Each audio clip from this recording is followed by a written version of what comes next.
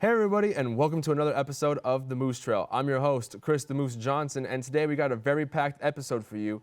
That's right, we have Will Lewin and the Hot Hierarchy breaking down your college football rankings. We have the Heisman Watch with Jake Rowe giving you the top 3 Heisman players in his opinion, and then we have the Fantasy Football Breakdown of Sparrow's Sensational Fantasy Breakdown. And then, of course, we have the NFL breakdown with yours truly. This is going to be a very large episode, so let's get right into it. Will, why don't you start us off? Thank you, Moose, and welcome back, everybody, to the third ever edition of the Hot Hierarchy. I'm, of course, your host, Will Lewin, and if you missed it the first 2 times, what the Hot Hierarchy is taking all the mistakes and errors of the AP poll, putting my college football expertise to use, and essentially just fixing the rankings so all of us college football fans can enjoy it to its fullest potential. We're going to talk about the teams ranked 11 through 25 first here. We're going to talk about the teams in the AP poll, and then we're going to move on to the Hot Hierarchy right afterwards. Leading the charge in the AP poll at number 11 is going to be the BYU Cougars. They're coming off of a pretty sketchy win against Oklahoma State, in my opinion. Then quickly right afterwards is Notre Dame. Notre Dame, a couple spots lower in the rankings than what I would have liked. I do find them in the top 10 in the Hot Hierarchy. You'll see that later on in today's show. Then Indiana moving up a few spots after their great win against Nebraska. We've got teams like Nebraska, Ole Miss, and Pitt all having bye weeks, yet Boise State moves down a couple spots in the rankings. Pitt moves up 1 spot in the rankings. Boise State making room for teams like Kansas State, who had a good win against West Virginia, and Alabama, terrible loss against Tennessee. It'll be an interesting matchup as we move forward in the segment. Illinois moves up a couple spots after their good win against Michigan. Missouri and SMU find themselves down in the rankings after they both won. Missouri I can kind of find some meaning to, but SMU at Stanford at the Farm, not really sure what's happening there. Army and Navy practically not moving after they had what I thought was really good wins as well. And Vanderbilt finds themselves in the AP poll for the first time this season. We'll be talking about them on the block. Now moving over to the Hot Hierarchy, leading the charge at number 11 for me is actually going to be the Clemson Tigers. They are coming off of that win over the weekend. That was against Virginia. And then they've got BYU just under them. It broke my heart to drop BYU a couple spots, even though they are undefeated. But Oklahoma State, a winless team in the Big 12, I didn't really see any reason why not BYU should drop in the rankings. And then Kansas State and Alabama right next to them. I've got Missouri just under that. Pittsburgh as well in the bye week. They don't move. Navy and RV find themselves in the top 20, as well as LSU after their dominant wins, all 3 of them. Ole Miss making room for them, so they had to drop in the rankings for me. Texas A&M with a win against Mississippi State, so they're staying stagnant. SMU, Illinois, both on the block last week. They're now finally in the rankings this week. Memphis making it stand at number 24 in the Hot Hierarchy. We're going to talk about them on the block. But to go into it, we're going to talk about these scores first. For starters, at the bottom there is going to be UNLV, a great win at Oregon State in Corvallis. They get by on the skin of their teeth after almost giving up a walk-off touchdown to end the game, but defense locks in and able to get that win. Again, BYU, not a great score against Oklahoma State, who hasn't won in the Big 12 yet. Then Kansas State with a pretty decent win against West Virginia. I do feel like they could have held them to a goose egg there. And Alabama only scoring 17 points against Tennessee. It's definitely not what you want to see. Illinois doing a good job, scoring more than 20 against Michigan. And then again, Army, Navy, and SMU with great wins against pretty dominant, not dominant teams, but dominant field advantages there at Stanford and at East Carolina. And they all get the job done, scoring 40-plus points in all 3 of those games. We look over to the Hot Hierarchy as well. We see that Texas A&M with that win against Mississippi State. Again, I would have liked to see more points from the Aggies. That's why I have them stagnant there at the 21 spot. But LSU are making dividends. They do have that win at Arkansas, which is pretty monumental for me and pretty momentous as well for the Tigers as they're looking onwards to next week. And speaking of next week, that matchup is going to be against Texas A&M at College Station. Texas A&M do find themselves in the AP poll as well, so that will be an interesting matchup between the Aggies and the Tigers. We do have BYU taking on UCF on the road. That should be very interesting. And right here we've got Alabama taking on Missouri as well. If you look over to the Hot Hierarchy, I've got Alabama and Missouri right next to each other, side by side. That is because whoever loses this game is going to get dropped out of the rankings. And if Alabama loses this game, it's a lot harder to drop them from 15 all the way down to 26, say, than it is Missouri dropping them all the way from 21 out of the rankings. So having them side by side, you're either going to have a 3-loss Alabama team or a 2-loss Missouri team. Neither of those teams belong to be in the rankings at all. Army finally gets a bye week. Navy going to be taking on Notre Dame at home. Should be a great matchup there and a great test for Navy and the midshipmen as they are looking to continue their undefeated streak throughout the season, as Notre Dame is still trying to make up for the NIU loss, or at least in the eyes of the AP poll, I've at least forgiven it for now. Then we've got Illinois taking on Oregon at Autzen Stadium. I'll be talking about in the top 10 as well. And then SMU going to be going against Duke on the road. They'll be on the block. And speaking of on the block, that's exactly where we're going to go right now. The first team that we're going to be talking about on the block is going to be none other than the Vanderbilt Commodores. Now, the only reason why the Vanderbilt Commodores are in this ranking is essentially for this reason right here. Bam. A win against Alabama, who was #1 in the nation. Yes, that is a very good win. But you know who Vanderbilt lost to? Georgia State! You cannot lose to Georgia State and be in the rankings. Like, that is just utterly ridiculous. Vanderbilt do find themselves playing Texas this weekend, and that'll be a difficult matchup for them. They are at home, so maybe they get the job done twice this season, but I do feel like this is a cheap excuse for the AP poll to just drop Vanderbilt out as soon as they put them in. Next on the block is going to be Washington State. Again, Washington State is a 6-1 team. They do have the most amount of votes without actually being in the AP top 25, but when you look at Washington State's schedule, they're essentially a Mountain West team. They should be beating all these teams by 40 points. Yet they're not. And on top of that, they do have that loss against Boise State. Yes, it was on the road. Boise State and Austin Genty doing a great job this season, but still, no reason why Washington State couldn't pull away from the game, especially after beating Washington in the Apple Cup weeks before. Now I have Louisiana and the Raging Cajuns on the block as well. Not getting enough credit as a 6-1 team. They are coming off of a really good win against Coastal Carolina on the teal field. I'm sure the Chanticleer fans will be very impressed that I know the shade of color there at Coastal Carolina.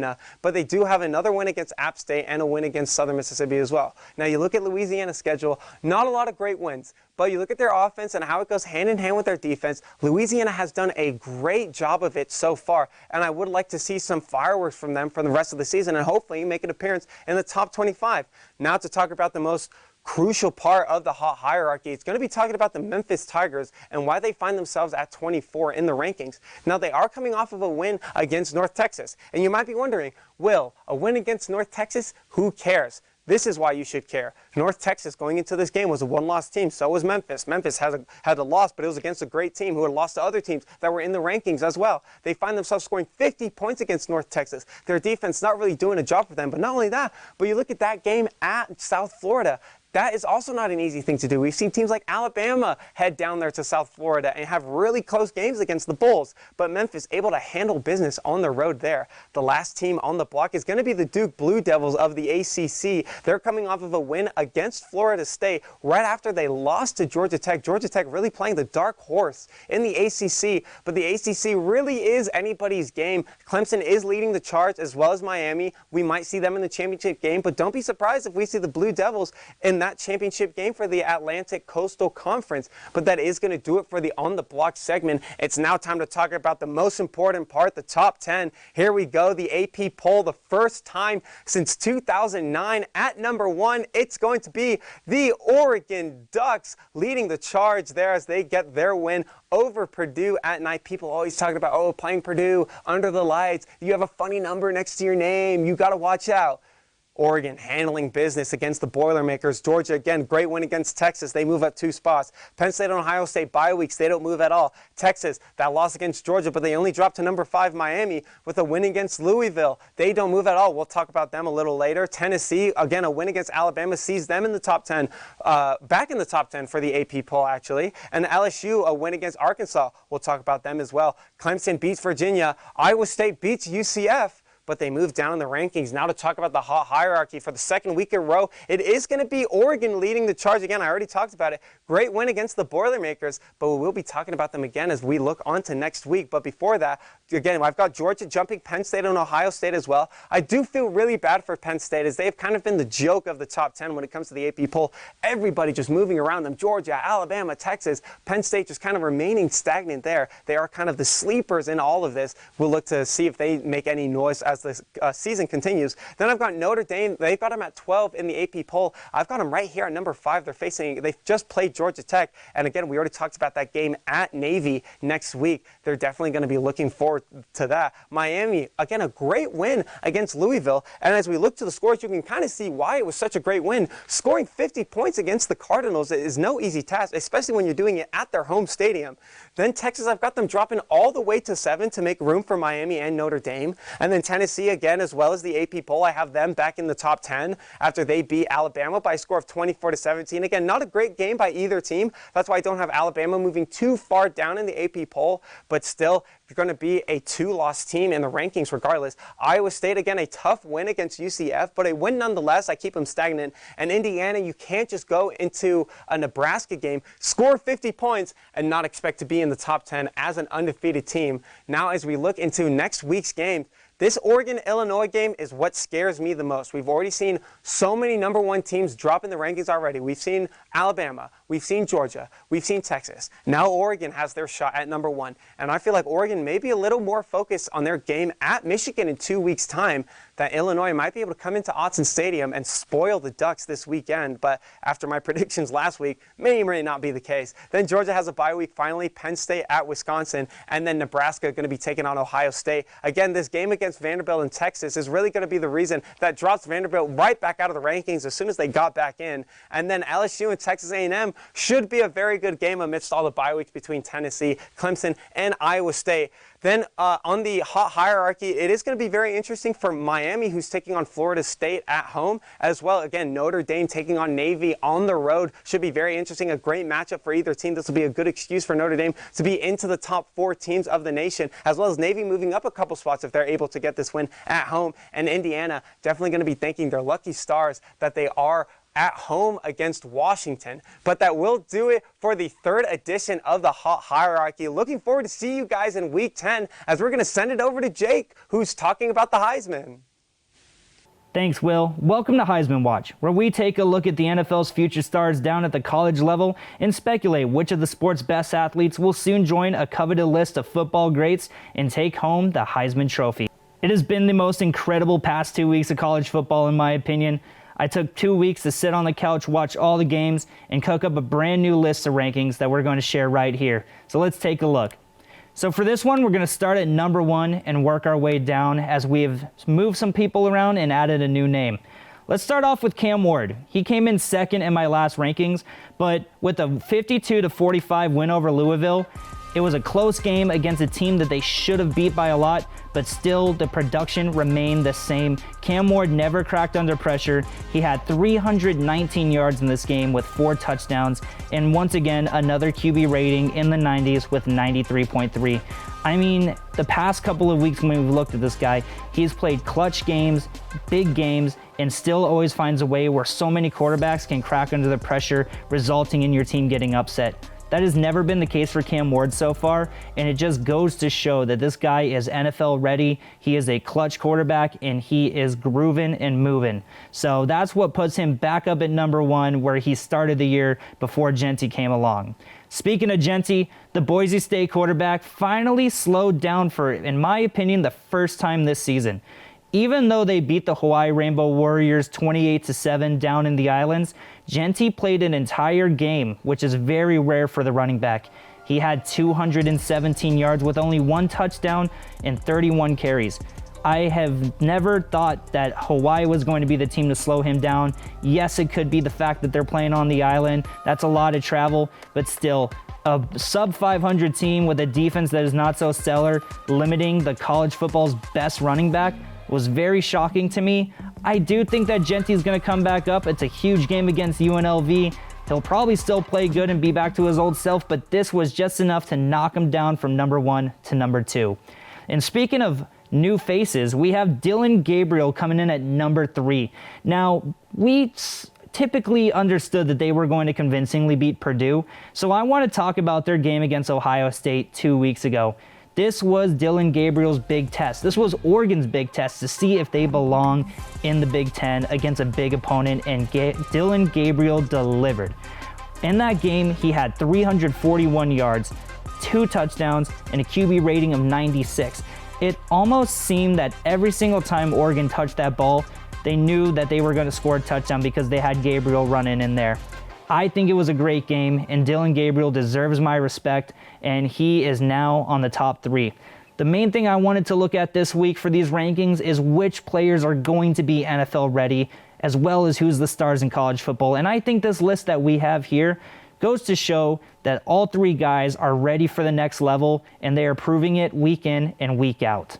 So there you have it, football fans. Stay tuned to the Moose Trail as we keep you posted on next week's Heisman rankings. Let's sit back, enjoy another week of college football, and we'll see you real soon. My name's Jake Ruel, and I'm going to toss it back over to you, Kyle.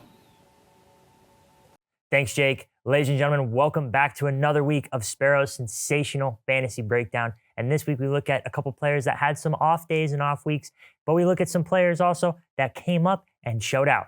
First off, we got C.J. Stroud of the Houston Texans, number 11 fantasy ranked quarterback after week 7, and he had a bit of a meh week. Only 5.34 points in week 7 against Green Bay, and that Green Bay defense limited Tank Dell as well to 0.0 points, which is their second wide receiver at the moment. And he had 86 yards passing only, and he only rushed for 19 yards. They were able to keep him in the pocket, but also isolate Tank Dell and Stephon Diggs, because there is no Nico Collins, and CJ Stroud wasn't able to throw the ball. I would not panic. He's projected 16.4 fantasy points week 8 against Indianapolis, and an Indianapolis defense is a pretty good defense, but I expect CJ Stroud to have a decent game against them. He has a 10% boom potential. I think that should be a little bit more, but be on the lookout for CJ Stroud. And as soon as Nico Collins comes back, I would say he's a for sure stardom. Moving on, we have Lamar Jackson of the Baltimore Ravens, and this guy has been on fire. He has had back-to-back weeks where he has put up 30 or more points. He is the number 1 fantasy quarterback after week 7. 34.44 points against Tampa Bay in week 7 on Monday Night Football. 281 passing yards, 5 touchdowns, and rushed for 52 yards. We know Lamar Jackson is kind of like a running back with his elusive juke moves, and he also escapes the pocket, but he can throw the ball. We saw Rashad Bateman have a couple big plays in that Monday night game. He's projected 22.5 points week 8 against Cleveland. I would see that being excelled by him. I think he's going to score another 30 points of a very banged up Cleveland defense. I have him as a stardom, obviously. Lamar Jackson is probably the best quarterback right now in the NFL. Moving on to Jalen Hurts of the Philadelphia Eagles, number 10 fantasy quarterback after week 7. And finally, managers of fantasy can rejoice because he finally is starting to get 20 plus points in these past 2 games. He did have 22.76 points week 7 against the Giants, 114 yards passing, 1 touchdown. But here's where you get your fantasy points. Rushing, he had 7 attempts for 22 yards and 2 touchdowns. That's 12 points right there if you are playing PPR. And as I said before, finally, fantasy managers, you are now, if you drafted Jalen Hurts in the 3rd or 4th round, or in the quarterback round, you are rejoicing right now. I have him as a stardom. They're going against a Cincinnati defense and Cincinnati has not had a good start to the year. So I think it's an obvious stardom. I think because AJ Brown is back, Devontae Smith is back, they're gonna have to cover him, and Jalen Hurts is gonna just run wild. Next, moving on to receivers. I mean, was there any doubt in your mind? Justin Jefferson. I mean, he's been one of the most consistent wide receivers in fantasy this season. Number 4 fantasy wide receiver after week 7. 21.4 points against Detroit in a amazing game. That was probably the game of the week in my opinion. And he had 81 yards and 1 touchdown, which is uncharacteristic for Justin Jefferson. Normally he averages over 100 yards and over 1 touchdown. But the touchdown that Sam Darnold threw to him was a beautiful catch, one-on-one coverage, and he dove for the pylon, and that was a touchdown. He's only projected 18 points against the Rams. Again, boom potential. I think he gets above 18 points, and he has, as I said, consistency is key. He has been one of the most key receivers in fantasy. And next, another receiver that did really well this week, Amon-Ra St. Brown of the Detroit Lions. After this week, number 9 fantasy receiver after week 7. 25.2 points week 7 against Minnesota. Again, was an insane game. Receivers showed out. 8 receptions for 112 yards and 1 touchdown. Again, he is the number 1 wide receiver in Detroit. And with Jameson Williams getting suspended, He now is the primary target. You also have Sam Laporta, but I think Amon St. Brown is just that good that Jared Goff is going to be like, okay, here we go. Watch out. I mean, Amon St. Brown and the Detroit Lions are trending upwards. I think they are the best team in the NFC personally. And obviously I have him as a stardom because he is that wide receiver 1 in Detroit. Another receiver here is DK Metcalf. Number 11 fantasy wide receiver after this week 7. 19.9 points, almost 20 points against Atlanta. He had 99 yards and 1 touchdown.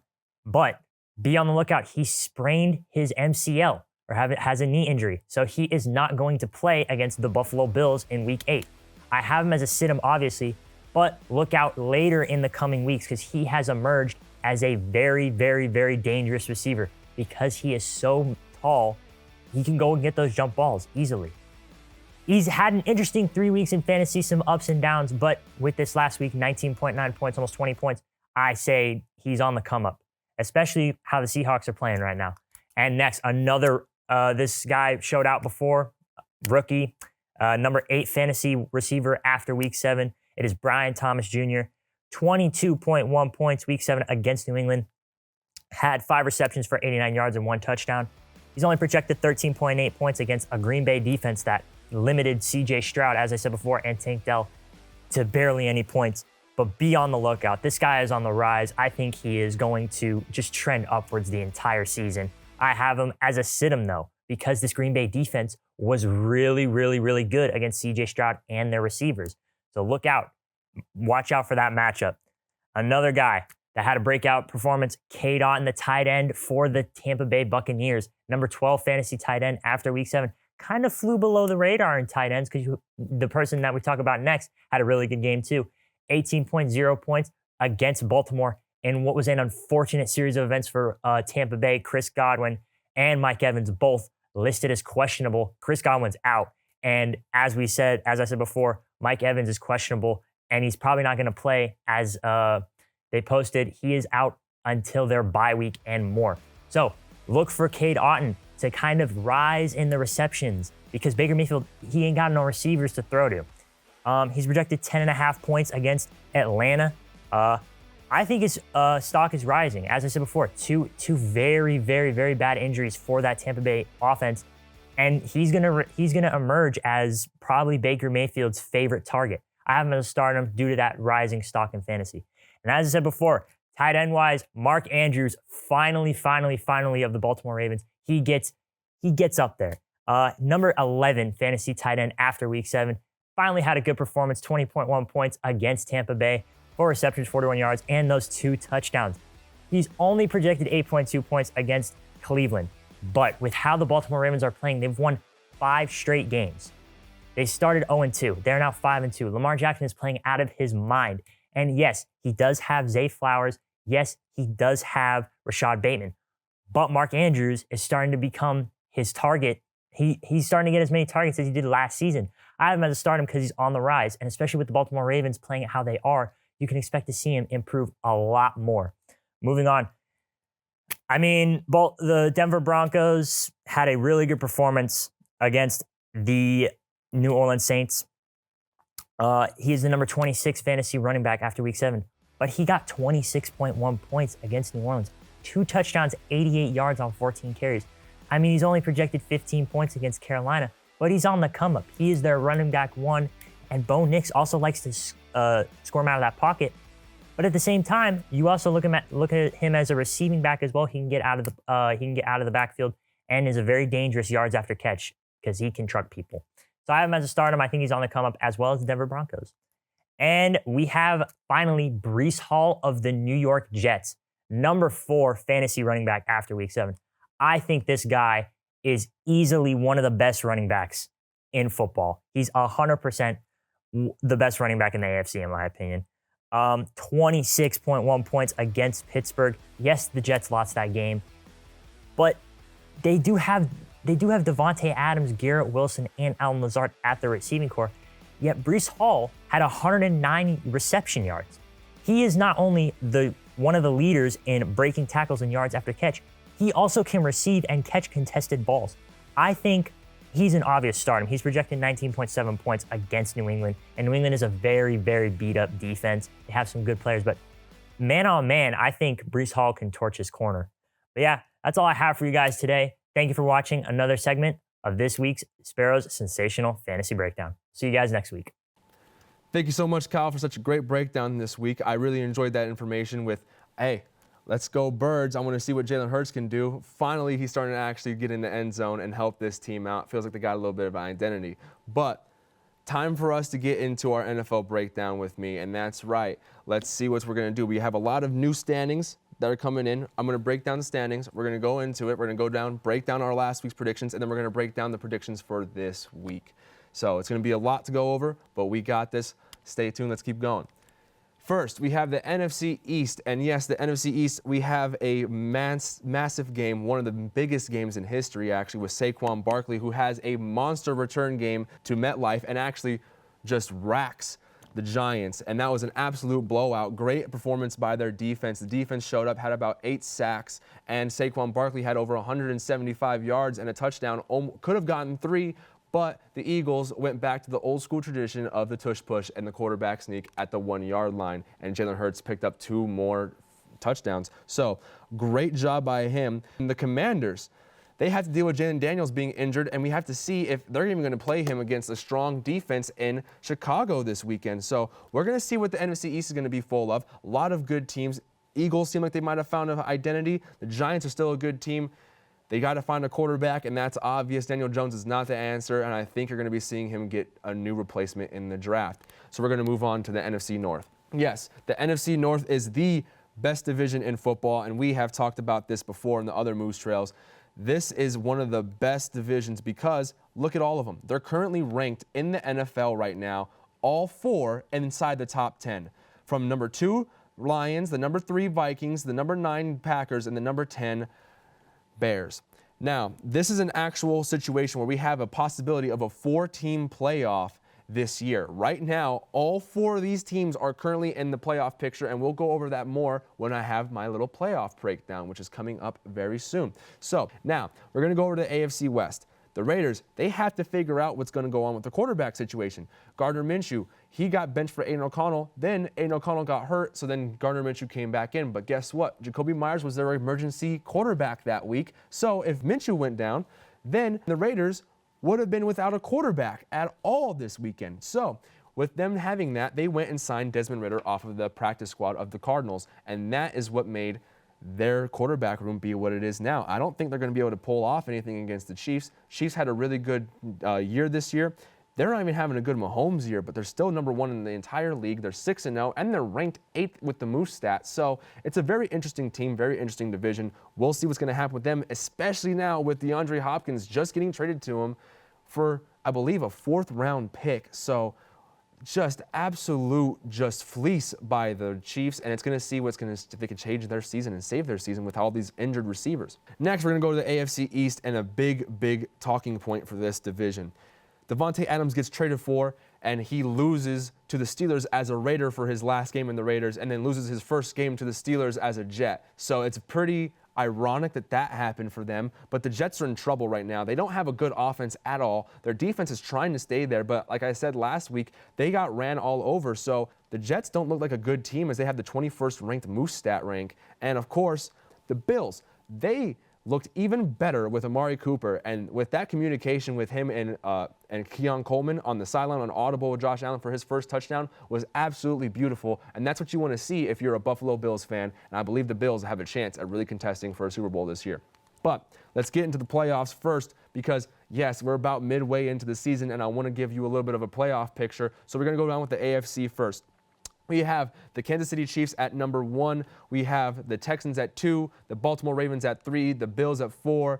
5 is going to be the Steelers, 6 is the Colts, and 7 is the Broncos, with the Chargers, Bengals, and Dolphins all trying to claw their way back in the hunt. So when we come down to it, look, I don't see many teams really competing against the Chiefs this year besides the Ravens, the Bills, the Texans, and, of course, the Bengals. I think the Bengals are going to be able to get into the playoffs. I think they're going to steal the spot of the Colts as they are in the hunt, and they are getting closer and closer every week. As I said, I think the Bengals can win out this year, but I don't think they're going to do it this weekend. So we're going to go over to the NFC, and the NFC is going to be filled with a bunch of really great teams this year, and there's a lot of teams that are just on the cusp that are going to be dangerous if they get in the playoffs, and that includes the Eagles and the Buccaneers. But we're going to go over to our top rankings as we have the Lions, the Commanders, the Seahawks, the Falcons, the Packers, the Vikings, and the Bears all making the playoffs this year. The entire NFC North is in the playoffs this year, but the Eagles and the Buccaneers are going to be trying to fight their way in as the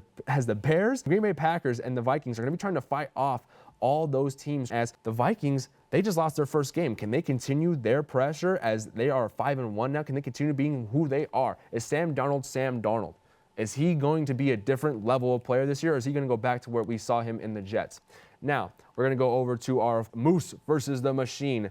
This weekend, we had a pretty big weekend against me and my predictions. So let's go over them from last week. So the Moose predictions is these right here, where I hit on about, I believe it was 11 out of the 14 games we had. So I had 11 wins this week. I got up to 34-9 as the Moose stat got to 33-10. And yeah, I missed on the Texans. I thought they were going to beat the Packers. I missed on the Falcons. And of course, I thought the Chargers were going to beat the Cardinals, but stuff happens. So we're going to move over to the Saints and them losing on the Moose stat predictions, as we all kind of predicted last week. I get a win over the Moose stat, but it continues to be just one away as it predicted the Packers to win and it predicted the Cardinals to win. So it beat me on some of the games that I thought were easy wins for myself. So we're going to now move into this week's predictions, as here's my predictions for this week. They're going to be pretty good. I'm excited to talk about a little bit more of what's going to happen when we get into the actual game breakdowns. Like I said, 34-9 and 33-10 are the collective stats between me and the Moose stat, and there's the Moose stat right there and its predictions.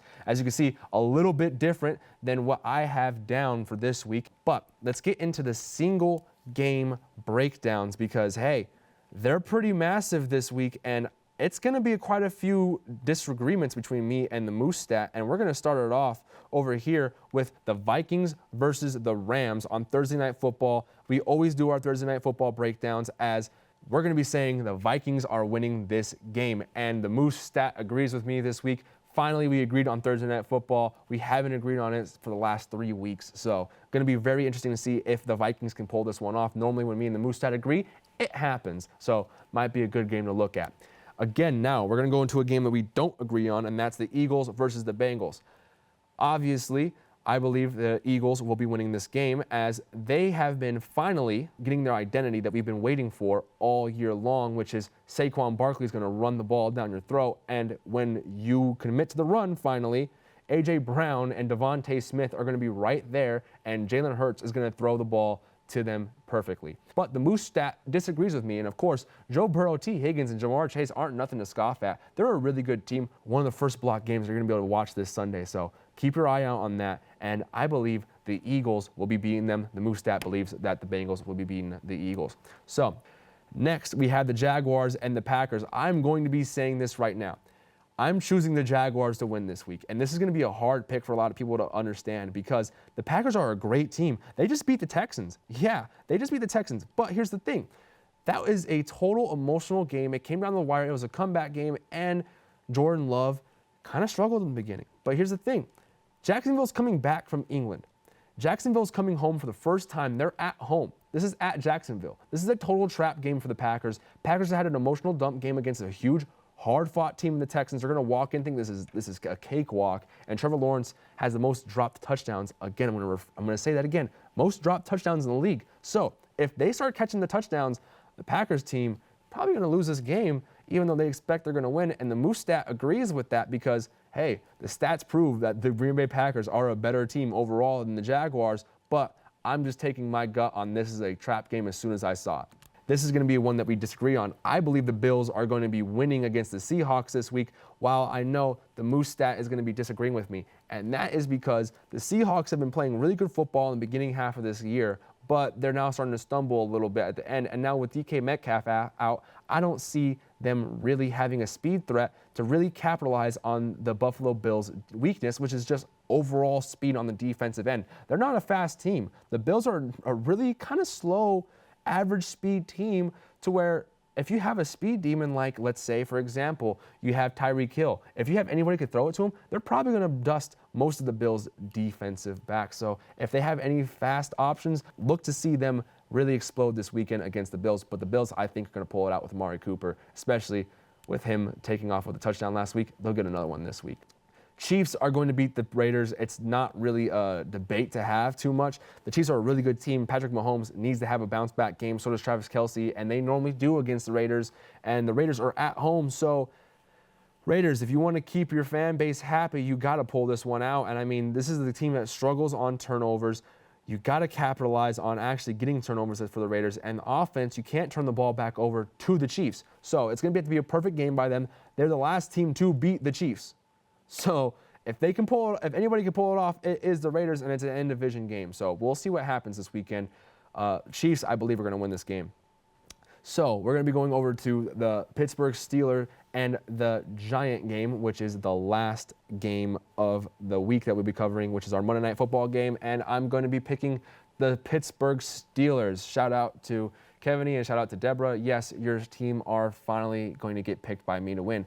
The Steelers are going to win this game because they're just a better team than the Giants. The Giants are now kind of got exposed by the Eagles and their defense, and the Eagles' defense is not as good as the Steelers' defense. So I don't see them really looking at any other film but how the Eagles dominated Daniel Jones and made them switch quarterback 3 different times that game. So we're going to see what's going to happen this week. That will be all for me, though. So this will be the end of the Moose Trail. Thank you guys so much for watching. I'm your host, Chris the Moose Johnson. Another shout out to Will Lewin, Kyle Sparrow, and Jake Gruwell for such an amazing week. You guys killed it this week, and I'll see you guys next week.